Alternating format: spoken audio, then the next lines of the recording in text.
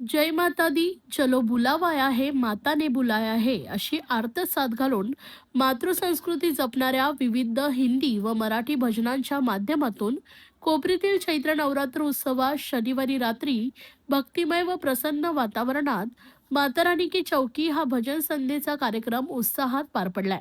सायंकाळी देवीची सांग्र संगीत महाआरती करण्यात आले. या प्रसंगी उपमुख्यमंत्री एकनाथ शिंदे, लता एकनाथ शिंदे, ज्येष्ठ अभिनेत्री अलका कुबल, अभिनेते मंगेश देसाई, अतिरिक्त आयुक्त एक संदीप माळवी, माजी महापौर मीनाक्षी शिंदे, शिवसेना सचिव संजय मोरे, जयप्रकाश कोटवानी, प्रमोद बनसोडे या आदींसह शिवसेना नगरसेवक, पदाधिकारी व भाविक उपस्थित होते. ठाणे पूर्वेकडील कोपरी येथील संत तुकाराम महाराज मैदानात मुख्यमंत्री एकनाथ शिंदे यांच्या पुढाकाराने धर्मवीर श्री आनंद दिघे प्रतिष्ठानच्या वतीने श्री अंबेमा चैत्र नवरात्र उत्सवामध्ये सहस्त्रचंडी हवनात्मक नवकुंडीय महायज्ञ सुरू आहे. दररोज शेकडोंच्या संख्येने भाविक येथे दर्शनाचा आणि भंडाऱ्याचा लाभ घेत आहेत. या महायज्ञाच्या तिसऱ्या दिवशी भजन सम्राट डॉक्टर कमलेश हरिपुरी यांच्यासह डॉक्टर संतोष दुबे, रुची मिश्र आदी कलाकारांनी माता रानी की चौकी हा भजन संदेश श्री गणरायाचे स्तवन करून प्रारंभ केलाय. तसेच तूने मुझे बुलायाच्या हाकेतून लाल चुनर नजरना लग जाए पर्यंत नवरात्र उत्सवातील आध्यात्मिक जागर करताना भगवान झुलेलाल यांच्या भजनांचा नजराणा सादर केलाय.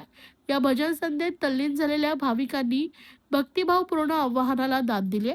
सहस्त्रचंडी हवनात्मक नवकुंडीय महायज्ञानिमित्ताने देवी मातेचा विशेष दरबार सजवण्यात आला होता. माता की चौकी कार्यक्रमात प्रत्येक भजनावर भाविकांकडून जय माता दीच्या घोषात माता राणीचा जय जयकार करण्यात आलाय. अनेक भाविकांनी तर तल्लीन होत सभामंडपातच ठेका धरला. चांदन चांदन एकविरा आई तू डोंगरावरी या मराठी गीतांनाही भाविकांचा उत्स्फूर्त प्रतिसाद लाभलाय. माता राणीच्या महाआरतीने समापन करीत प्रसाद वाटप करून कार्यक्रमाची सांगता करण्यात आली. प्रथम देवीला नतमस्तक प्रणाम करून खूप आनंद होतोय मला इथे या देवीला येऊन. मी दुर्गा नवरात्र कायम करते, घरी घड बसतात. आज शिंदे साहेबांच्या या कार्यक्रमाला मंगेश देसाई आमचा खूप जुना मी म्हणेन परिवार असल्यासारखं आहे. त्यांनी मला सांगितल्यावर नाही म्हणणं शक्यच नव्हतं आणि देवीच्या कार्यक्रमाला त्यामुळे लगेच आले. आज त्यानिमित्ताने माझी वहिनींची भेट झाली. आनंद दिघे साहेबांच्या कार्यक्रमाला मला 5 ते जाण्याचा योग आला होता. त्यामुळे अजून खूप आनंद होतो की आज मी शिंदे साहेबांच्याही या कार्यक्रमाला आले. खूप मनापासून अभिमान वाटतोय. असंच आमच्या शिंदे साहेबांना त्यांच्या परिवाराला भरपूर यश मिळू दे, त्यांचं प्रेम लाभू दे. मी ह्या आज देवी की चौकी या कार्यक्रमाला थोडा वेळ बसणार आहे. मलाही ते खूप आवडतं म्हणून मी म्हटलं बाहेर मी 10-15 मिनिटं बसते.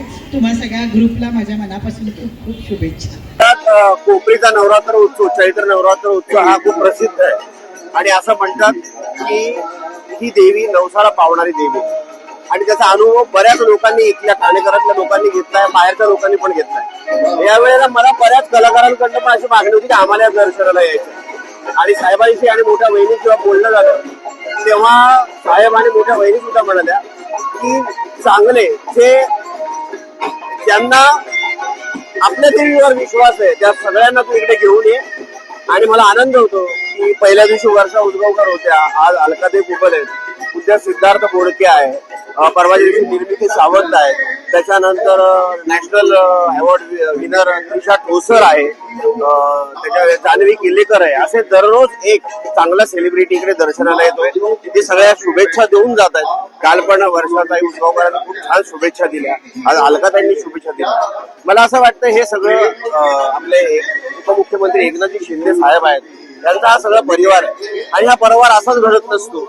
जेव्हा कोणीही कलावंतांना मनापासून प्रेम करत असतो तेव्हा हा परिवार घडत असतो. तुम्ही आता बातम्या पण बघितल्या की दुबईमध्ये अनेक कलाकार अडकले होते, त्यांना स्पेशल विमान पाठवून इकडे बोलवण्यात आलं. नुसत्या कलावंतांनाच नाही तर सर्वसाधारण लोकांना सुद्धा इकडे घेऊन ते विमानं आली.